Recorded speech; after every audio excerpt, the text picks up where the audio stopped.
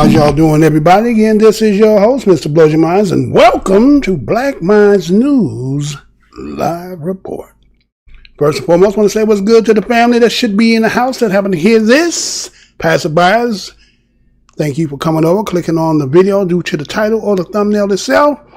Go down the aisle, happen to see something to make you feel some kind of way. Remember, the motto of my show is the truth. Don't need no partner.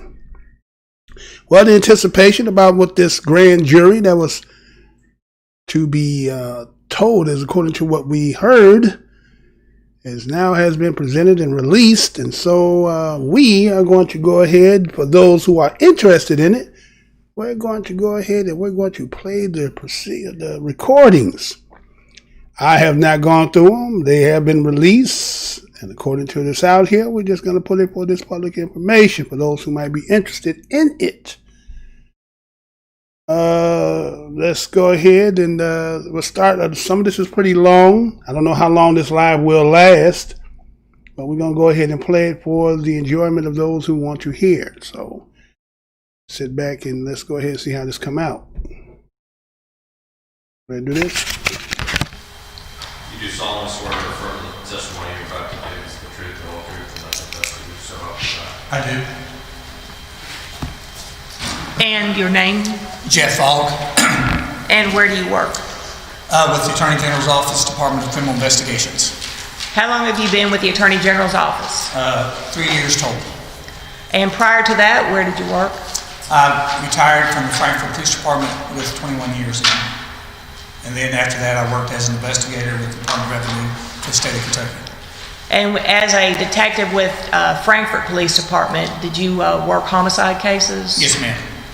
And work assault cases? Yes, ma'am. So many types of criminal cases? Yes, ma'am. Okay. And you were asked to become involved in this investigation? Yes, ma'am. Of the shooting surrounding the death of Breonna Taylor? Yes, ma'am. Now, if you would explain to the grand jury what is depicted in these enlarged photographs that we see on the easels. Yes, ma'am. And starting with Exhibit 1. Yes, ma'am.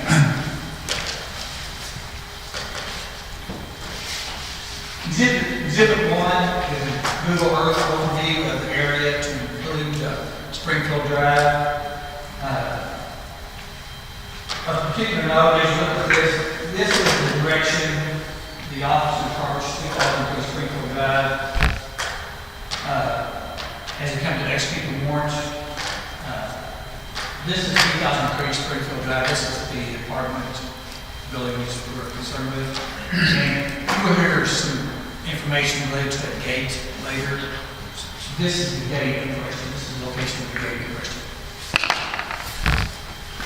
Can you all see, or would it be better to use the, can you all see this better?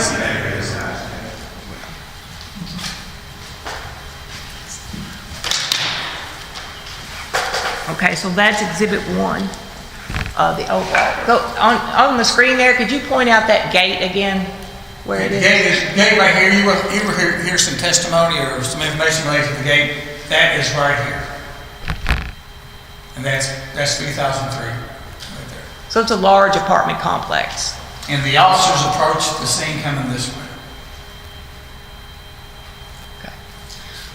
Okay, Exhibit 2. Yes, ma'am. This is a frontal shot of St. Anthony Garden Apartments, 3008 Springfield Drive. This is apartment 4. The apartment occupied at the time of the incident by Breonna Taylor and Kenneth Walker.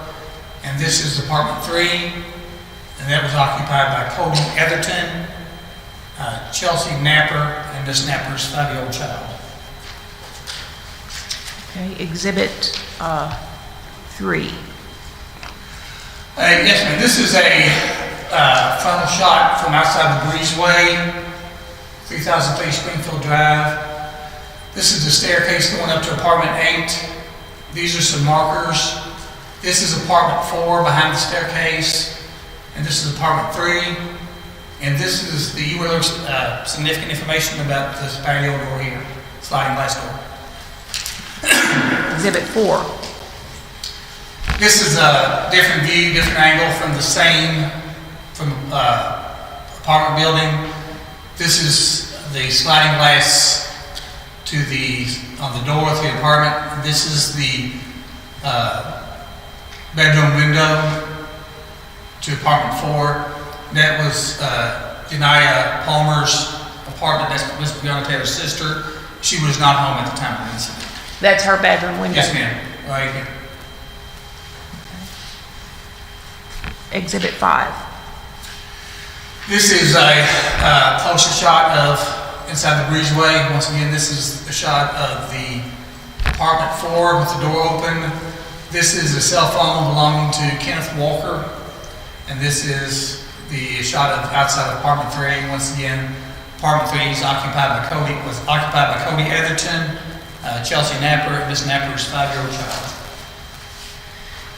And 6.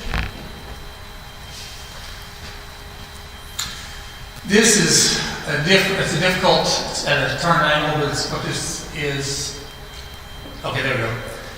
This is a shot from outside apartment 4 with the door open, Kenneth Walker's phone, and Miss Taylor lying at the end of the hallway. It's difficult to see because of the shadowing, but Miss Taylor's at the end of the hallway. And exhibit 7. Okay, this is a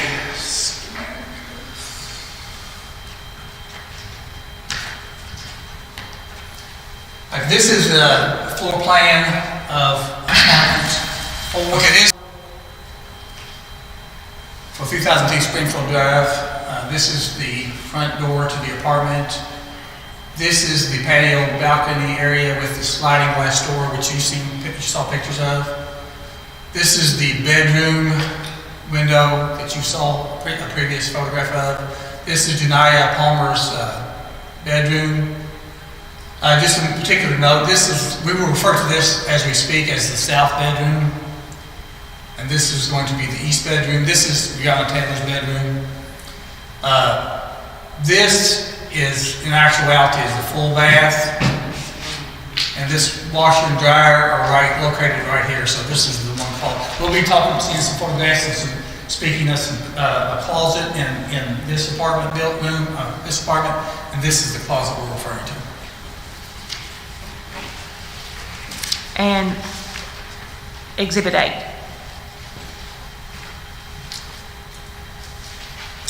And this is a floor plan of apartment 3.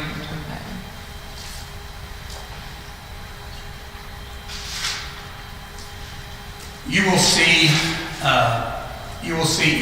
some photographs later. Here's some discussion about apartment 3. Some damage to some bullet holes on the wall here, and a closet. And we'll go with those as we get there. This is apartment 3. Okay. Would now ask you to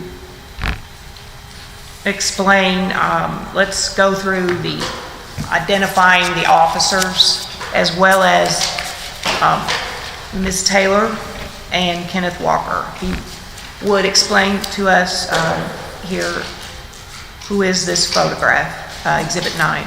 This is a photograph of Breonna Taylor.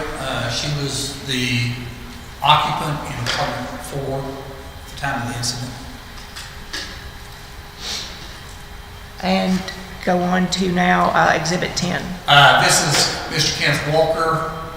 He was also inside of apartment 4. And as I say apartments, I'm referring to apartment 3 and 4 and 3003 Springfield Drive. Exhibit 11. This is Detective Brett Hankinson. He's assigned to the Criminal Interdiction Division of all the 7 officers involved, detectives involved in the execution of the arrest warrant, of the search warrant, were assigned to Louisville Metro Police Department's Criminal Interdiction Division. This gentleman is Detective Brett Hankinson. He is 44 years old. He has been, at the time of the incident, had been on the LMPD for approximately 17 years. And number 12, exhibit. This is Detective Miles Cosgrove. He is 42 years old. He has been on the Louisville Metro Police Department for approximately 15 years. 13. And this is Sergeant John Mattingly. He was injured in the execution of the search warrant. He is 47 years old, and he has been on the Louisville Metro Police Department for approximately 20 years.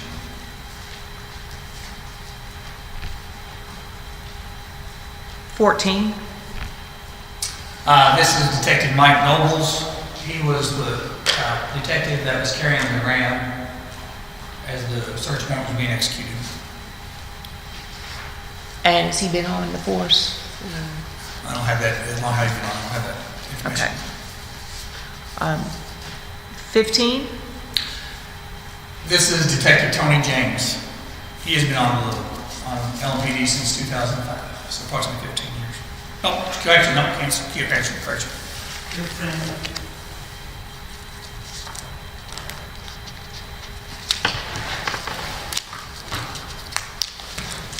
I apologize, I don't have that information. And is he the one that had the shield? Detective James had the ballistic shield, but you'll see a photograph of that in a few minutes. You said you don't have the years of service? I do not have it with me, so I apologize. Would you be able to get that at some point? Yes, ma'am. Okay. Okay, so number 16. Exhibits. This is Lieutenant Sean Hoover. Lieutenant Hoover has been on the police department since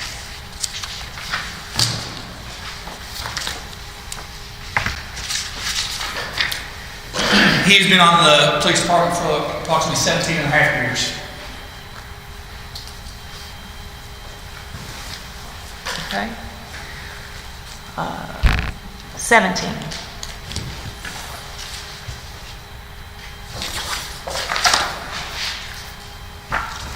This is Detective Mike Campbell.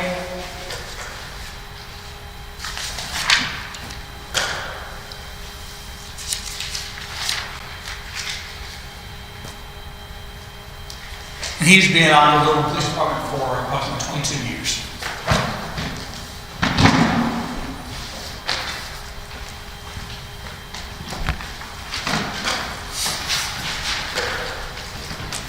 Okay.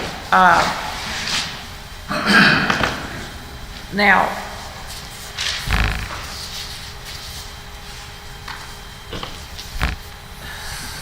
during the investigation immediately following the shootings, there were photographs taken of the scene by the crime scene unit. Yes, ma'am.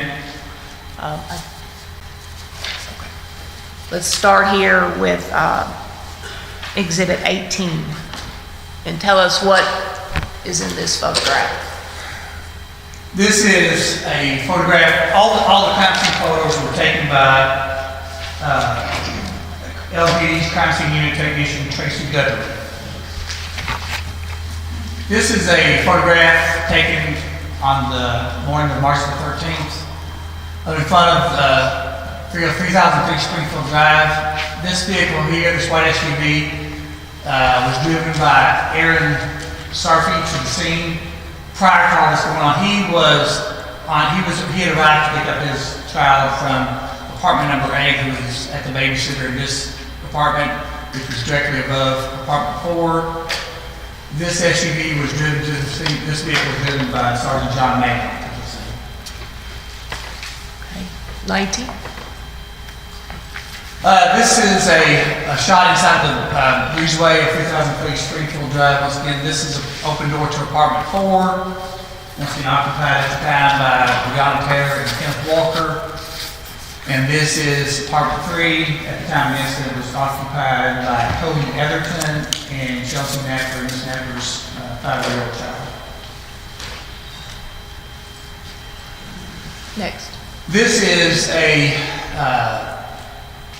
shot of the outside from the patio, from outside, looking at the patio, sliding glass door inside apartment 4.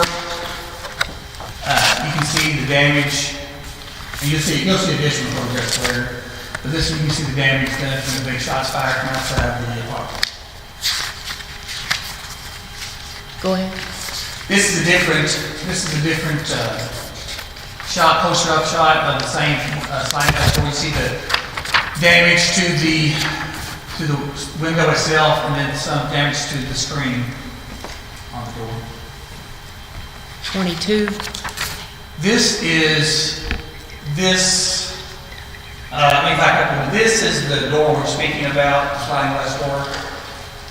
And this is this window here to Janiyah Palmer's bedroom. And this shows damage to the window and the window frame, window trim. You have one bullet entry hole, second one, 3, 4, and 5. So 5 to the window and 4 to the window, 1 to the frame. This is a shot inside the breezeway leading to apartment 3 and apartment 4. This is a shot of the ram used by Detective Nobles to breach the door. This is a shot of the ballistic shield that was carried by Detective Tony James at the time the warrant was being served or executed. 25.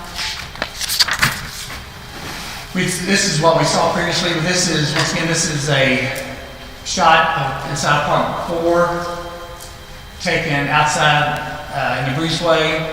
Kenneth Walker's cell phone, the entryway there, and the hallway with Miss Taylor lying on the floor in the hallway.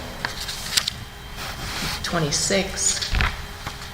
A little different view, but that's basically the same shot. You will see, just a note, you see this light, and you will see later on, we'll just see that light was turned on by the members of the Louisville SWAT team later on. 27. This is a shot of inside the apartment 4. This is the front door. You'll see the damage done by the ram as they breached the door. And this is the dining room area, kitchen area. 28. This is in the dining room area on the wall in apartment 4. All the shots you see from the next few shots will be in apartment 4. You'll see damage to this here, right below and on the clock from a bullet strike. You see one here, and you see one here. 29. And this is a different angle of the same area. You'll see these 3 bullet strikes with scene markers. This one. This has a trajectory rod inserted into it. This is a 4th bullet strike on the chair railing, also with a trajectory rod in it. And number 30. Once again, this is in apartment 4. The shot was taken from inside the apartment back toward the entry door, just showing the general overview of this room. So if you were standing right inside the sliding glass door, this is what you would see? Yes, ma'am. Yes, ma'am. Because the shot was taken from this way, going back toward the front door, and so you would see the sliding glass door be on this side here. Okay, number 31. This is inside the apartment. This is a shot from inside apartment 4, taking a shot and showing the damage to the curtains and the vertical blinds and the broken glass. Once again, this was this area here. And this is the sliding glass door? Yes, ma'am. This is the sliding glass door. From the inside? Yes, ma'am. And those were some of the blinds that had been shot down? Yes, ma'am. This is a shot of the showing damage to the vertical blinds as well as the glass to the sliding glass door and damage done to the curtains. Number 32. Same door, same sliding glass door in apartment 4. Just a different shot showing you the damage to the glass and to the vertical blinds from the shots that were fired outside the door. 33. External shot taken during the day externally of the sliding glass door. This one has seam markers in it, shows you bullet entry holes to this area. 1, 2, 3, 4, 5. 34. This is a shot camera, a photograph from inside the hallway of apartment 4, showing Miss Taylor on the floor toward the back of the hallway. 35. This is a bullet strike on the hallway, same hallway that Miss Taylor is lying. This would be in this general area. And 36. And this is Miss Taylor, showing Miss Taylor at the end of the hallway. It's difficult to see because of the lighting, but she would have been down here in this general area here. We see. If you want to refer to this screen here, This might be a little bit. but the pointer won't work. Okay. But If you'll see, if you're looking at Miss Taylor, on her arm, where's that pointer at?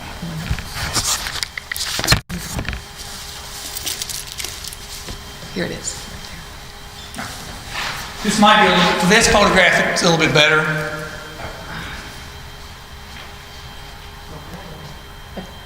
This is a entry wound on Miss Taylor's left arm from a bullet strike, and this is an exit wound on her upper arm, her upper left arm.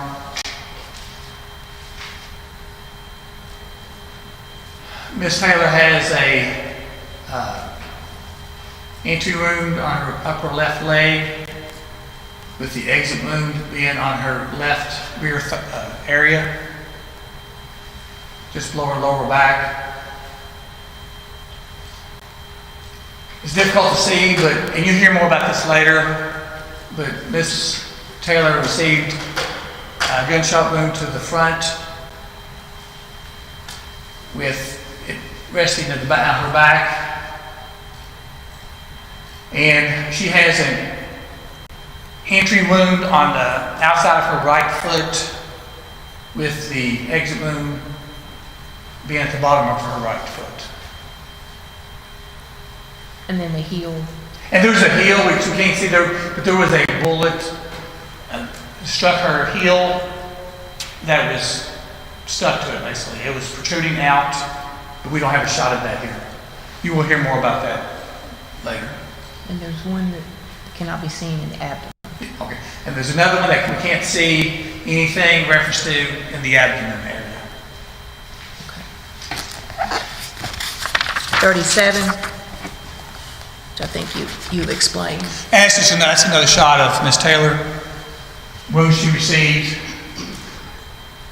The wounds on her lower arm, upper arm, her hip area. And 38. A little different angle of the wound she received to her right foot, that it shows the exit wound at the bottom of her foot. 39. Okay.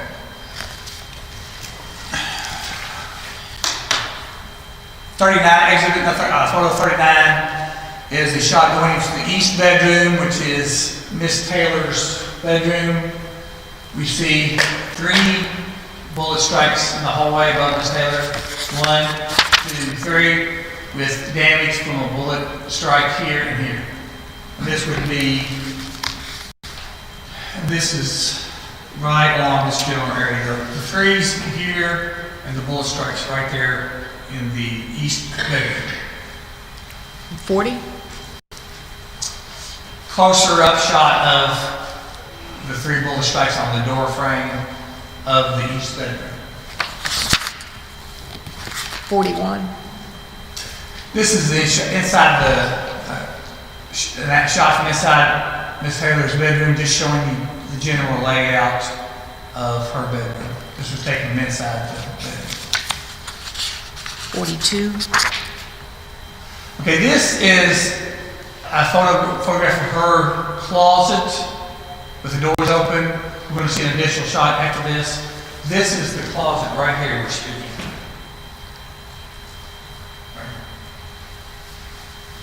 43? Okay, this is a bullet strike inside that same closet with a scale marker here at the bottom on the wall, and you can see some drywall dust right here. 44?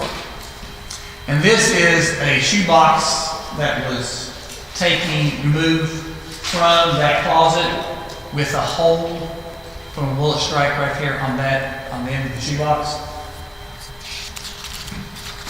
That was taken from that closet? Yes, ma'am. Taken from a closet in Miss Taylor's bedroom, in the east bedroom. 45? This is a shot of the bathroom in Miss Taylor's bedroom right here. Once again, this is a full bath. I mean, it's the half bath. This is inside Miss Taylor's bathroom. 46? This is a outside shot going into Janiyah Palmer's bedroom, which we are referring to as the south bedroom, right here. And 47?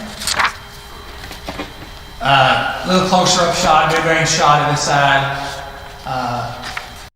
Miss Palmer's bedroom. She was not home at the time of this. 48?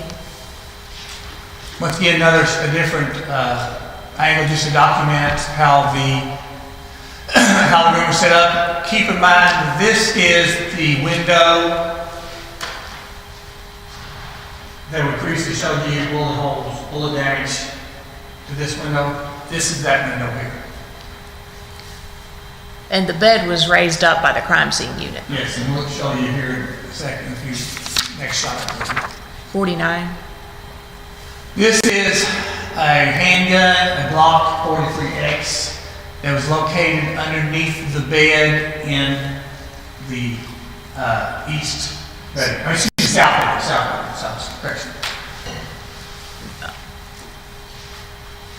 And that was collected by the crime scene unit? Yes, ma'am, and that was collected and placed in the evidence by the evidence collection team. Was it you? You'll hear more on firearm and bullet evidence and testimony. Was that By Detective Wood. Was it used? Was that identified as the Kenneth Walker gun? Yes. We believe that was identified as the the handgun used by Kenneth Walker. You found it under the bed? That's where it was? Yes, ma'am. Yes, ma'am. That was initially located during by the SWAT team as they cleared later on they cleared the apartment. 50? Okay, this is a open dresser drawer inside the east bedroom belonging to Janiyah Palmer. South? Correct, I keep saying south, I apologize, south. And there's a bullet strike on that drawer? Yes, you see the bullet strike on the drawer, top of the drawer. And then 51? And here is a up-close photograph of the bullet that was recovered from the south bedroom. That same drawer. 52? Okay, this is a shot from, once again, the south bedroom closet. This closet here. And this is, it just shows the entrance, the floor area of the closet. And then 53. And you'll see some damage on the floor, I believe. A bullet was located. The bullet was located there. 54. And this is damage to the wall in the south bedroom behind the door, 2 bullet strikes, and that would have been right in this area here. And would you point out while you're there at the floor plan where the dresser was on that wall in the south bedroom? The dresser was here, on this wall here. Okay. 55. This is a photograph taken from inside the south bedroom,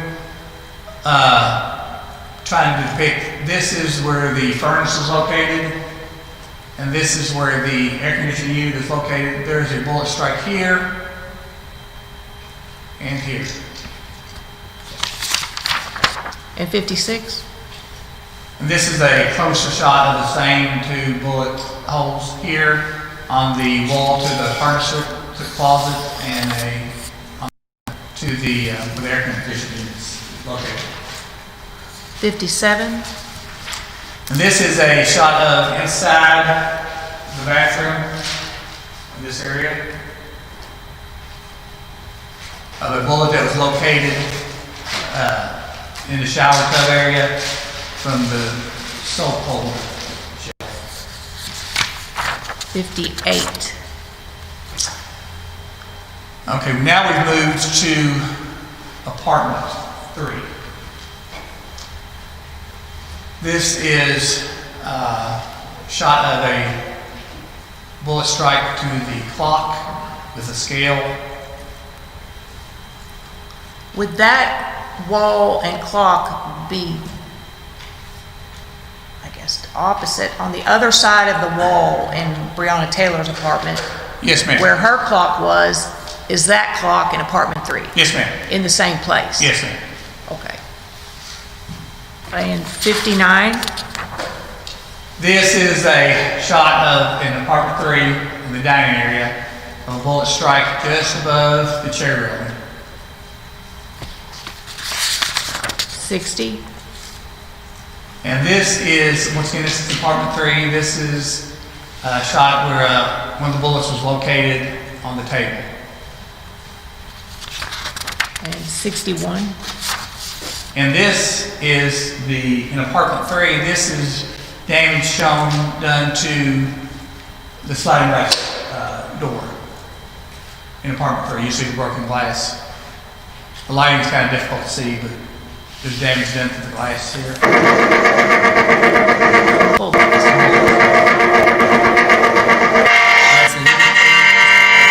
Could you point out on the floor plan of apartment 3 where the sliding glass door is?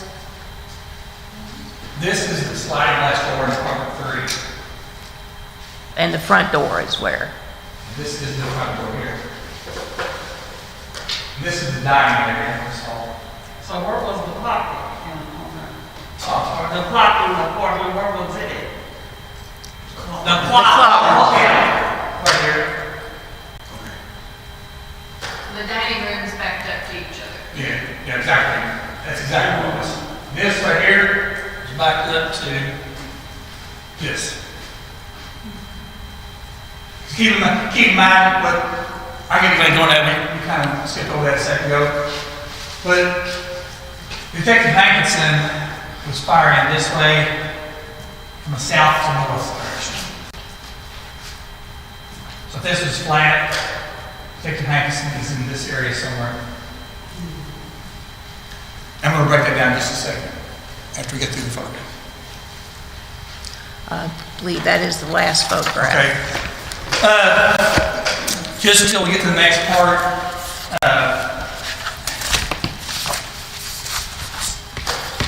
just as you listen to this information, just kind of keep in the back of your mind, 7 detectives assigned to the Louisville Metro Police Department's Criminal Interdiction Division were attempting to execute a search warrant at 3003 Springfield Drive, apartment number 4. The warrant was signed by a judge, and the warrant was dated March the 12th, 2020. The search warrant was for St. Anthony Gardens Apartments, 3003 Springfield Drive, number 4, Louisville, Kentucky. The warrant was a no-knock warrant. They decided to serve it as a knock warrant, knock and announce.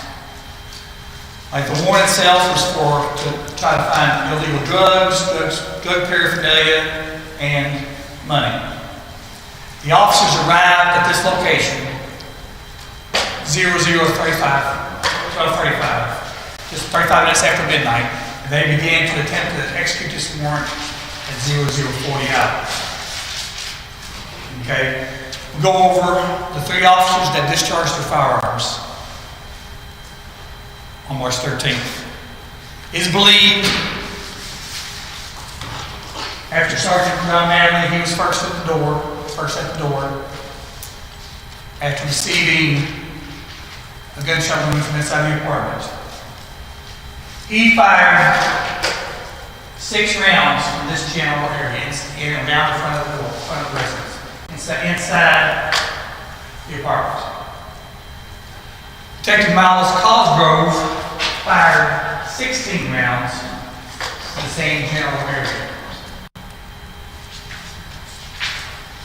Detective Brett Hankinson, once again firing from the south to the north direction, fired 10 rounds from outside the apartment. You will hear more specifics about this later from Detective Greg Wolf. But this is, as you see the photographs and hear, listen to the witness statements, kind of keep that in mind.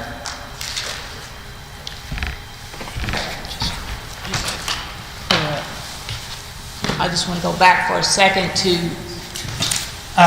years of service for Detective Mike Nobles. Yes, Detective Mike Nobles has been on the Louisville Metro Police Department for approximately 14 years. And Detective Tony James has been on the Louisville Metro Police Department for approximately 20 years. Okay, thank you. Now, you also obtained a copy of the video that was filmed of the crime scene? Yes, ma'am. And this was the video taken prior to any evidence collection? Yes, we're getting ready to show you a video that was taken by LMPD's crime scene unit technician Leak. It was videotaped on the morning of March the 13th. As you notice the video, as you see it being played, you'll notice there are no markers, which is standard. They usually videotape the scene before anything is added to or removed from the scene. And as you can see, it was taken from a west to east direction. Is it okay if I take a shot back from work, just a shot? Short back. Yes, let's just take a, 10-minute break? That'd be good?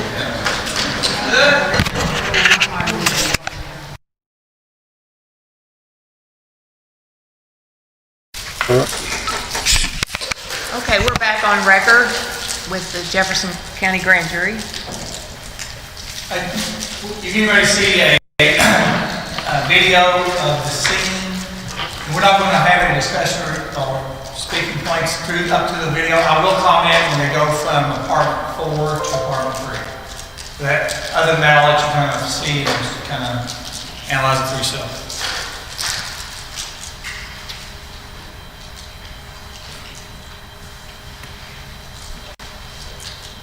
This is the gate, I apologize. That's the gate that we were talking about earlier. You hear more about it.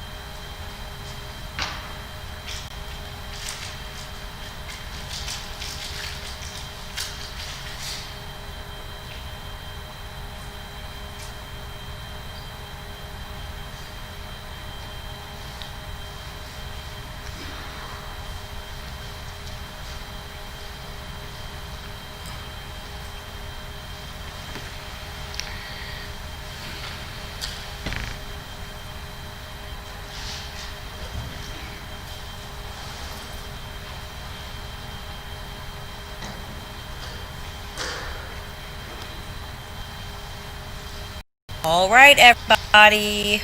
Hello, hello. Time to have one of those little chats because it seems that the Black Lives Matter narrative is getting more and more ridiculous every single day. And here we have a stunning case, Breonna Taylor, where actually every single piece of information that was provided us through the media was an absolute lie. Just an absolute lie. Like, actually nothing that they told us about this case was true.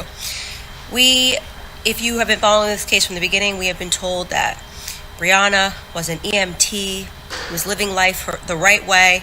The police officers showed up accidentally to the wrong door and shot her while she was asleep. All of it, a lie. Not even one part of it's true. Not one piece of that was true. First and foremost, Breonna Taylor was not an EMT. She had been in the past, but she had to step away from being an EMT because a car that she had rented all the way back in 2016 was involved in a homicide that was being investigated. A homicide which involved her boyfriend, the one that was a drug dealer, her ex-boyfriend at the time that she has been killed, Jamarcus Glover. This is all about a very intricate drug ring that the police officers had been following for years in this town that Breonna Taylor was unfortunately at the center of. Now, I'm going to say a sentence that nobody is going to care about because the media, when you tell the truth, always ignores this sentence. Breonna Taylor did not deserve to die. It's common sense. She was mixed up with the wrong people. It's unfortunate that she's dead. You know, this is one of those instances when you're growing up and your parents tell you not to hang out with the wrong people because you can end up in the wrong circumstances and you can get yourself into trouble. This is something that we learn when we're children, when you become a teenager, when your parents are trying to guide you and make sure that you don't hang out with the wrong people or fall into the wrong crowd, as we like to say. But for whatever reason, this is no longer being held as a norm for Black America. It doesn't matter if we're hanging in the wrong crowd. It doesn't matter if we're actively helping our boyfriends move drugs, which is what Breonna Taylor was actually doing, okay? This is the truth.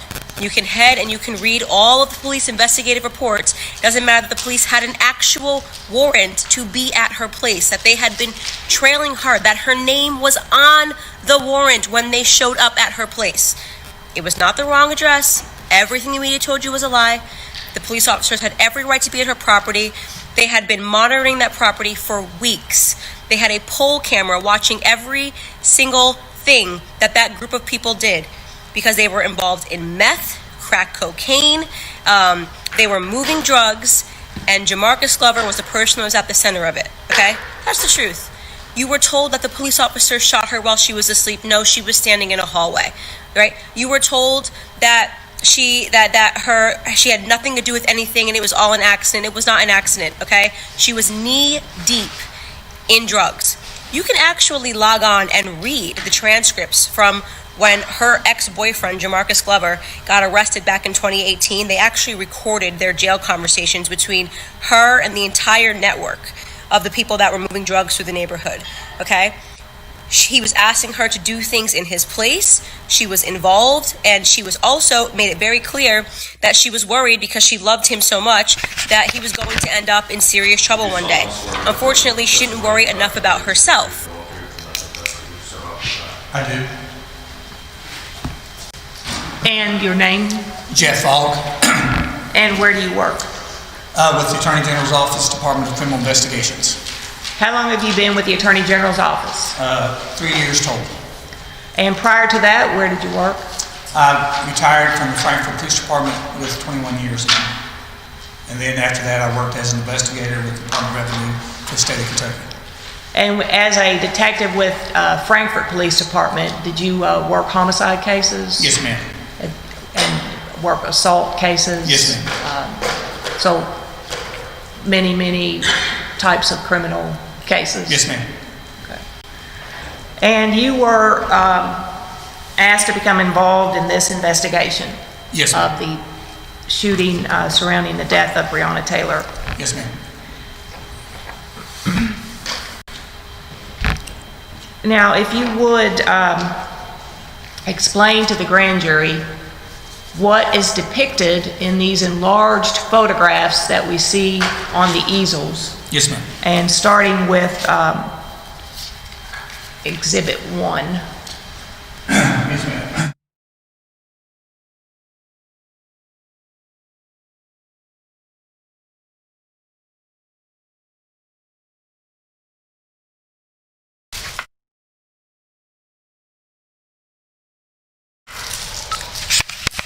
Okay, we're back on record with the Jefferson County Grand Jury. You're getting ready to see a video of the scene.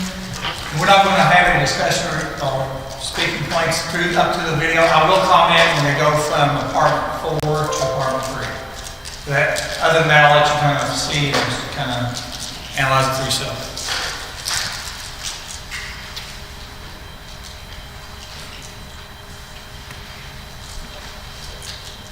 This is the gate, I apologize. That's the gate that we were talking about earlier. You hear more.